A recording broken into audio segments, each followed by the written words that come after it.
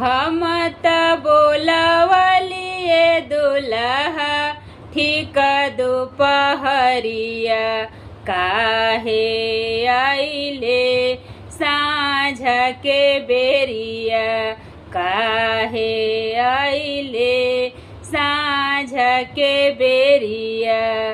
किया तोरा मैया सौरी परली, किया दीदिया भगली, किया तोरा पापा डगरिन बोलावले, किया तोरा मैया सौरी परली, किया दीदिया भगली, किया तोरा पापा डगरिन बोलावले।